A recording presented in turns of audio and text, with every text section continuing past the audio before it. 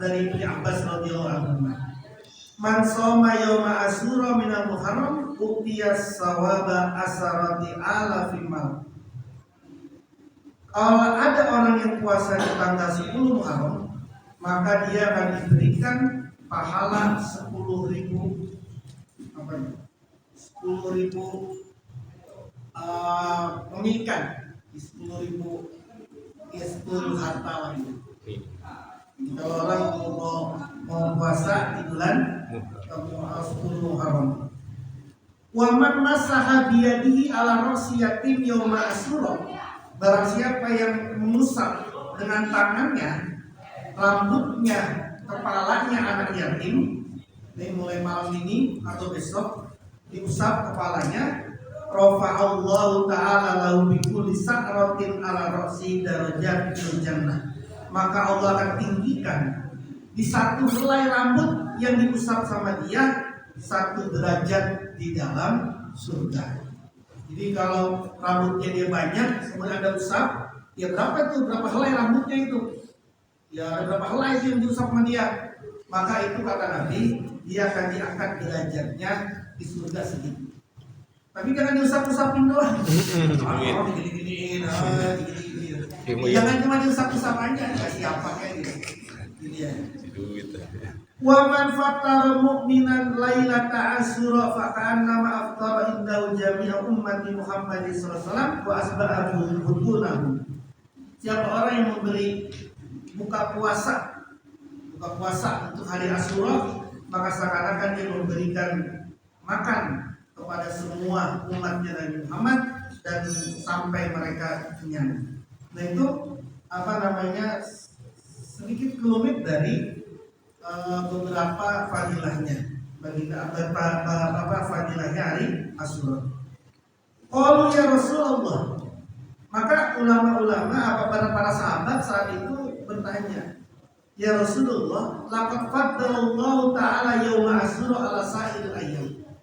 Memangnya hari Asyura ini Allah utamakan daripada hari-hari yang lain? Utama banget ya hari Asyura ini, kata para sahabat. Qala na'am. Maka Rasulullah menjawab, iya. Kenapa? Khalaqallahu ta'ala samawati fi yaumi Asyura. Kenapa? Karena banyak banget kejadian ini. Kejadian-kejadian di hari Asyura ini banyak banget yang disampaikan sama Nabi ini. Apa salah satunya? Allah menciptakan langit di hari Asyura. Allah menciptakan gunung, Allah menciptakan lautan, Allah menciptakan kolam, pena. Allah menciptakan Lauhul Mahfuz, Allah menciptakan Adam, Allah memasukkan Adam di hari Asyura. Allah melahirkan Nabi Ibrahim lahir pada hari Asyura. Nabi Ibrahim selamat dari Namrud hari Asyura. Begitu banyak. Bahkan sampai kemudian kata Nabi, wa yaumul qiyamati fi yaumi Asyura. Hari kiamat itu nanti jatuhnya pada hari Asyura. Jadi kalau menurut hadis ini dan kemudian dirangkai lagi dengan hadis yang lain bahwa hari kiamat itu jatuh pada hari Jumat, maka kalau hari Asyura bertepatan pada hari Jumat, hati-hati. Besok kan ada apa? Minggu ya? Masih aman.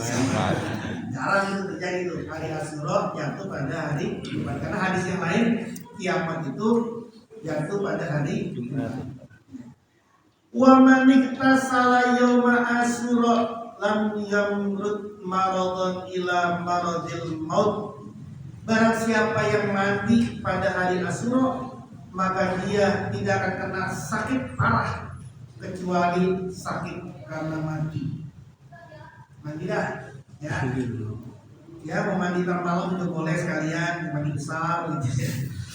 Jadi mau mandi pada hari Asyura, maka kemudian banyak dari riwayat ini orang-orang Jawa itu pada mandi di danau tertentu, di air terjun tertentu, di kali tertentu pada mandi.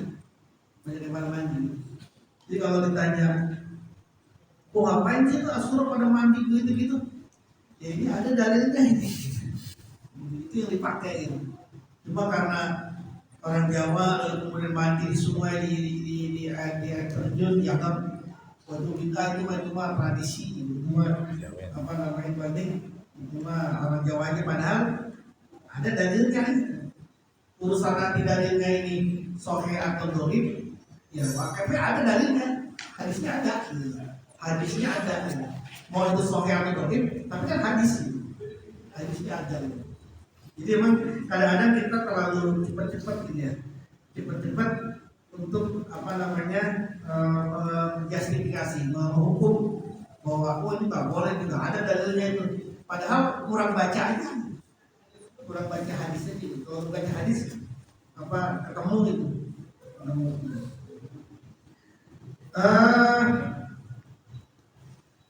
Wa an Sufyan bin Uyainah, dari Sufyan bin Uyainah an Ja'far al-Amar al-Kufi an Ibrahim bin Muhammad wa kana min afdhali man ru'ya bil Kufah, bahwasanya si Sufyan bin Uyainah itu dari Ja'far al-Amar dari Ibrahim bin Muhammad itu pernah berkata ini, anna man wasa'a ala iyalihi fi yaumi asyura wasa'allahu ta'ala alaihi sa'ir sanati.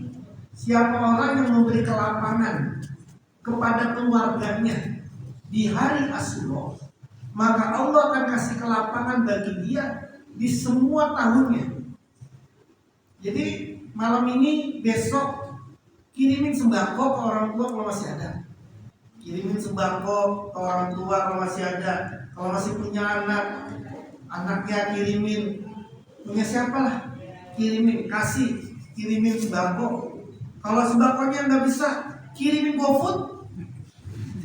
Tuh ya, kirimin GoFood ya, jadi nggak apa-apa tuh, suka usah. Dan kirimin GoFood tuh, ada makanan tuh, makan tuh bareng-bareng sana. Tuh kirimin GoFood, tuh makan tuh buka puasa.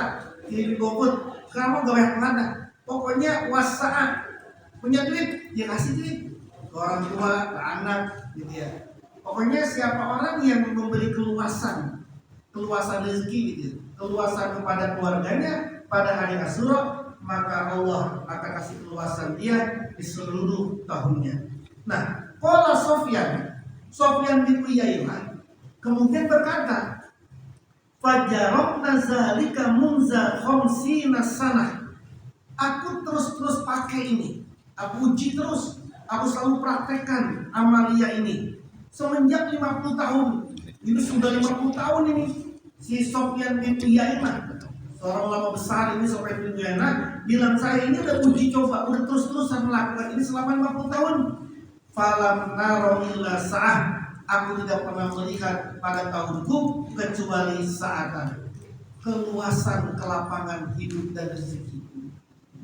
Makanya dia tiap tahun kasih 10 Muharram sedekah buat keluarganya, luas lagi, besok kasih lagi. Sudah 50 tahun dia kerjain ini.